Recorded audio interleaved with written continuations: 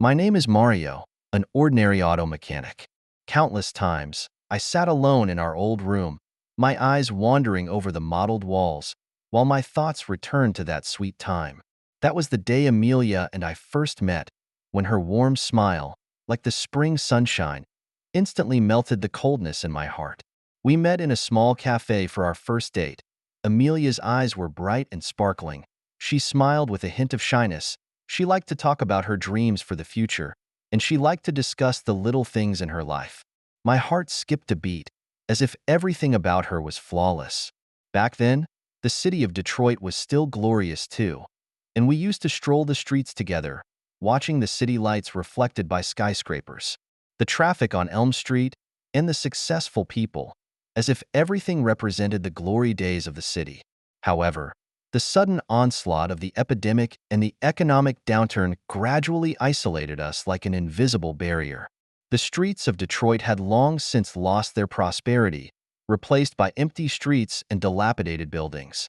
With the epidemic raging, my repair shop business dropped drastically, and the pressures of life weighed on my shoulders like a boulder.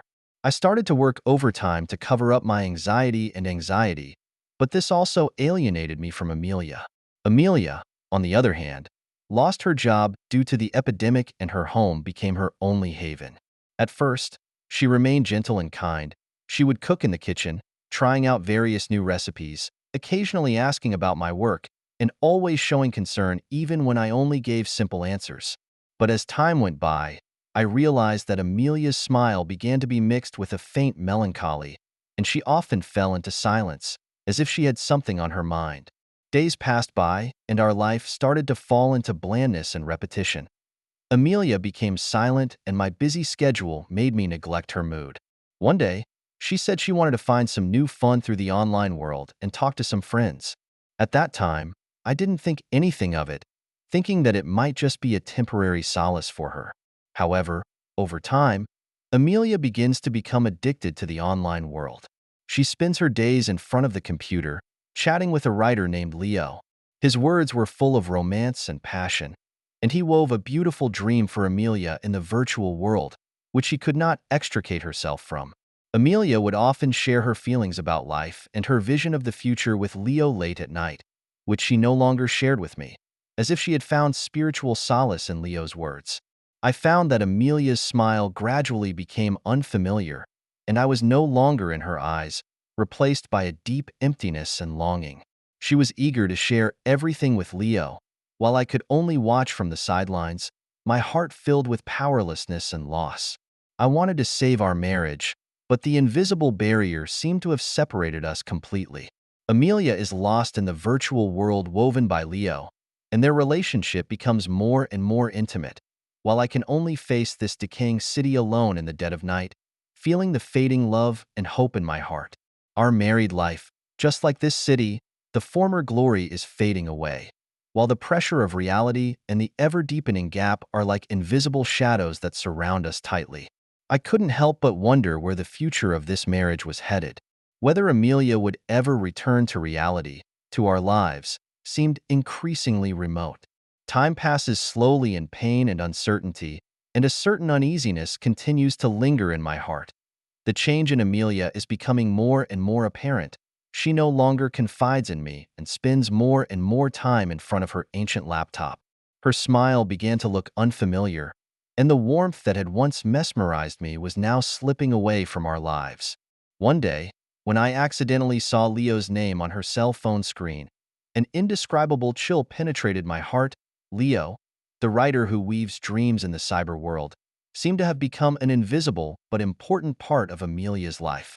She no longer shared her life with me, and perhaps those dreams about our future had long since turned into a virtual story between her and Leo.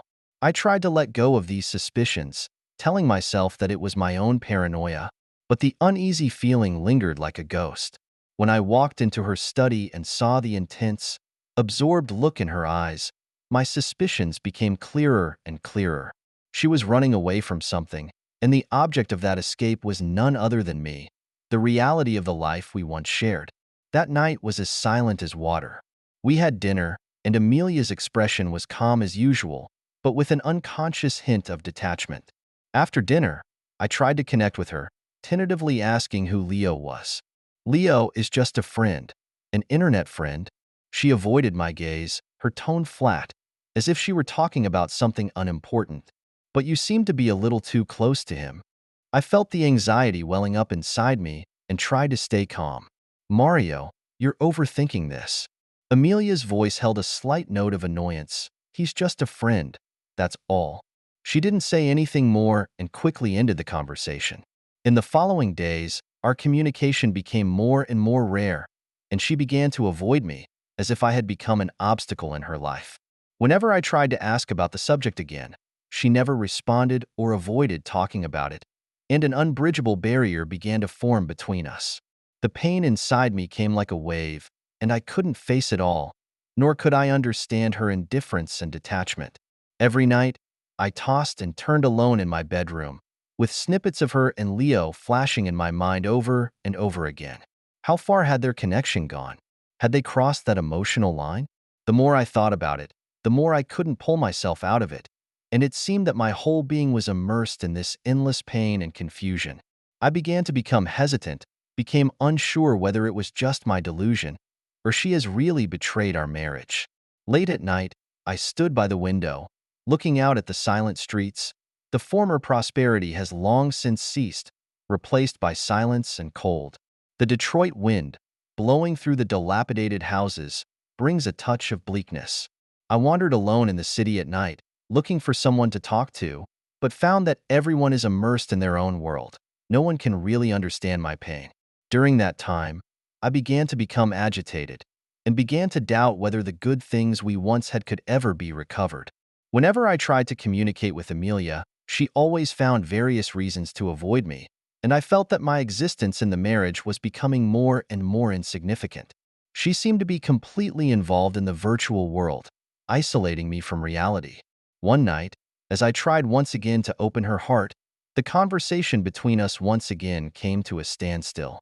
Amelia, I really need to know, what exactly is your relationship with Leo? I couldn't help but question her again, a slight pain in my voice. Mario, what answer do you really want to hear? Her tone was full of helplessness and impatience. I just want you to be honest with me. Why do you always avoid me if you're just a friend? And why is the distance between us growing?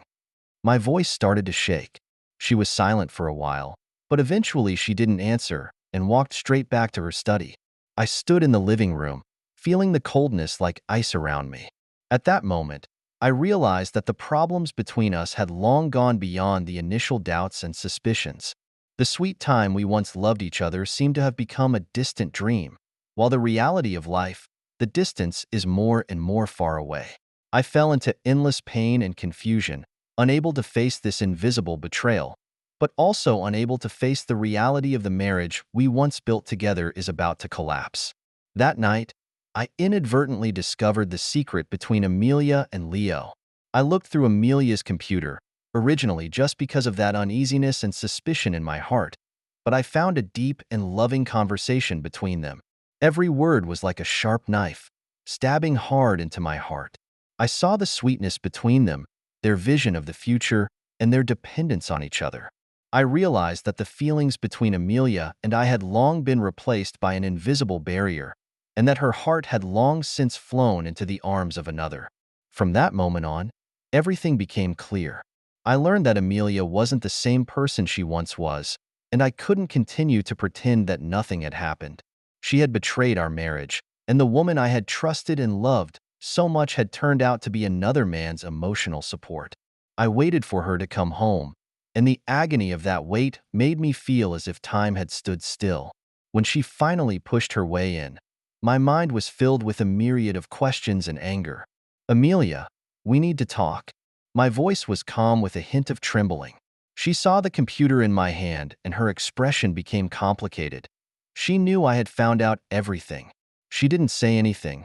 She just stood there with helplessness and guilt in her eyes. What exactly is your relationship with Leo? I forced myself to hold back my anger, wanting a clear answer. She took a deep breath and finally spoke. Mario, I'm sorry, between me and him, why did you betray me? All those vows we made, have you forgotten them? My voice began to rise, the outburst of emotion making it impossible for me to remain calm any longer. I didn't mean to hurt you.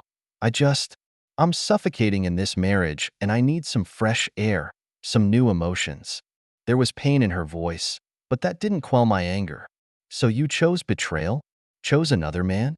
What about me? What about our marriage? My heart was filled with endless disappointment and pain.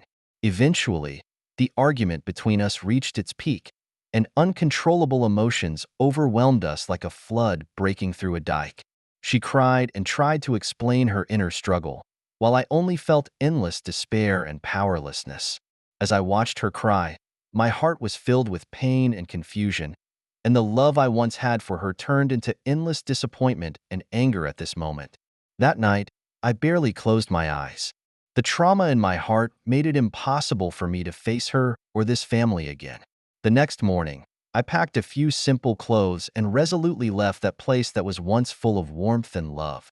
The moment I left my home, I was overwhelmed with pain and disappointment, as if the whole world had lost its color.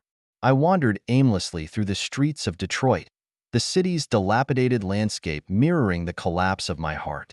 The buildings on both sides of the street were empty and decrepit, as if they were telling me of the city's decay and endless confusion. I wandered alone in the shadowy corners of the city, watching people come and go with exhaustion and loss written all over their faces. Detroit, the former Motor City, was now a place of disrepair and disappointment. I began to think about my marriage and my life, the changes in society, and the fate of people. The shadow of the epidemic loomed over every corner of the city, every living being. It was not just a city collapsing, it was more like a microcosm about human society. I felt that I, like the city, was stuck in an endless quagmire, unable to find a way out. As night fell, I sat in front of an abandoned building, and everything around me seemed to be engulfed in darkness. I felt my heart gradually sinking in this endless darkness as well. I could no longer find the person I once was, the man who loved Amelia so much, the one who had hope in life. I fell into the abyss of despair, feeling the cold night wind and pondering my life.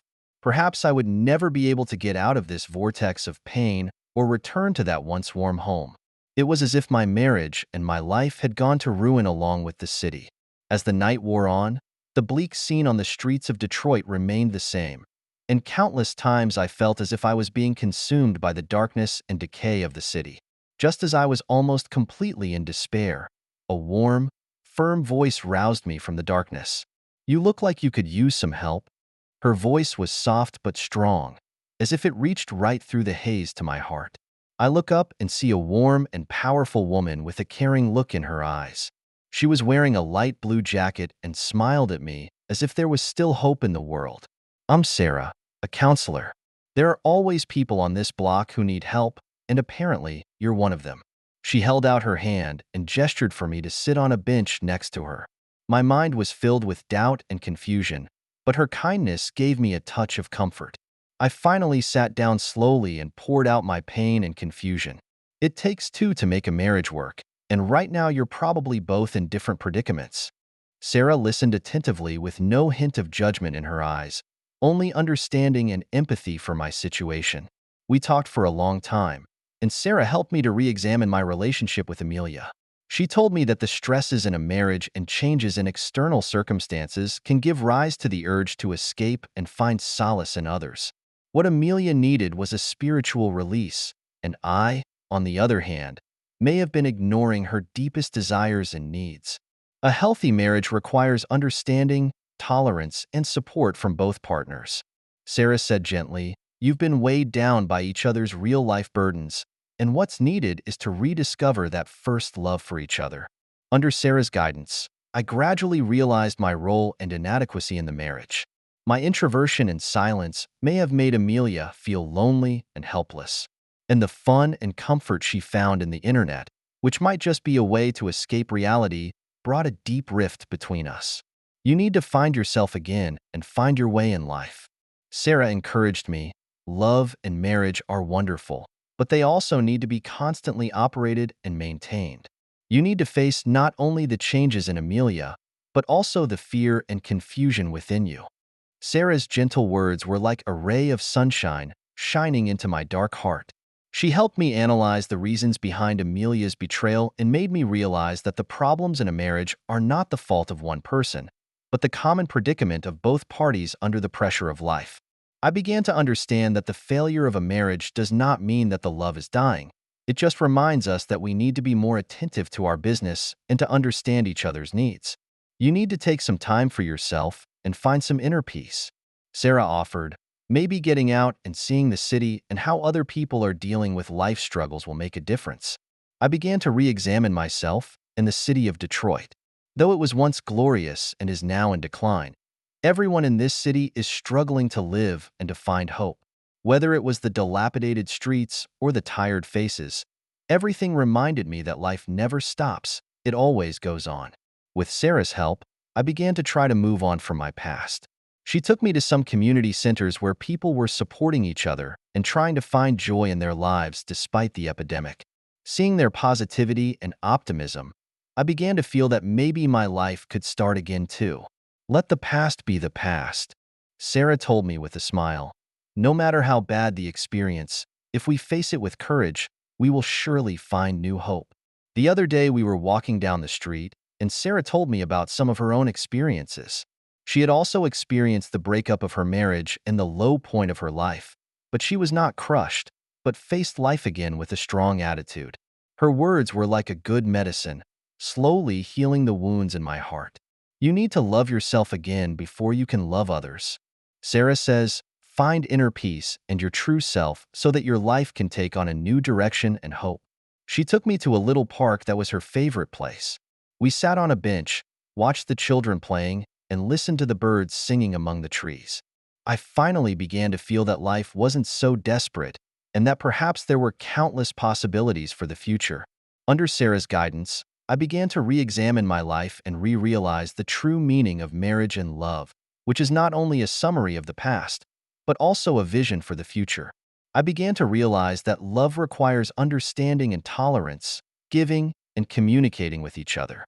Both love and marriage need us to constantly operate and maintain them in order to reap true happiness. What is lost will always come back, as long as we have the courage to face it and look for it. After a period of adjustment and contemplation, I finally felt less heavy inside. Sarah's help made me realize that there will always be low points in life, but as long as we have the courage to face them, we will surely be able to find new hope and light. Life goes on, and I, too, will face the future with a new attitude. On that warm afternoon, I sat quietly on a park bench and felt the peace in my heart. I knew that the road ahead would still be full of challenges, but I wouldn't give up so easily again because I had rediscovered myself and found the courage and confidence to face life. I sat on a park bench that day, feeling a sense of peace that I hadn't felt in a long time. Sarah had left, and I was enjoying the quiet afternoon alone, looking around me as if I were reacquainting myself with the city. Detroit, a once glorious city that was now in disrepair, suddenly took on a different meaning. I chose to let go of the past. What happened to Amelia and Leo will never haunt me like a nightmare again. I realized that the pain of the past was just a part of life and the hope of the future was in my hands. I had to start over. Every morning, I would get up early, greet the first rays of the morning sun, and embark on a new path of life. I felt much lighter without the heavy weight of the past holding me back. Returning to my automotive repair work has given me back the fun and peace of mind that comes from working with machinery and oil. I love how busy and full I feel. It makes me feel alive. With Sarah's encouragement, I began to reach out to the broader community and get involved in some volunteer activities to help those who were downtrodden by the epidemic and economic hardship.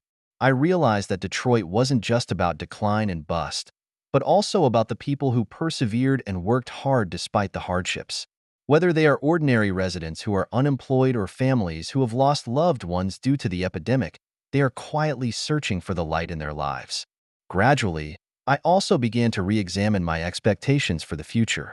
My life no longer just revolved around work and the repair shop, and I began to think about what I really wanted. Perhaps it was more connection and understanding, a rediscovery of my values and direction. One weekend, I decided to visit a friend I hadn't seen in years.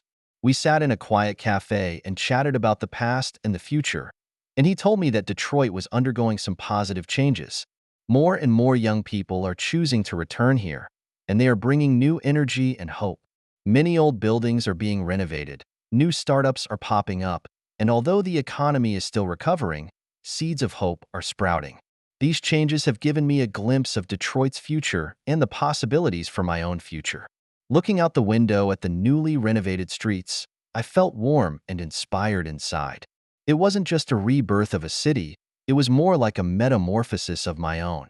I decided to embrace these changes and the hope of this city.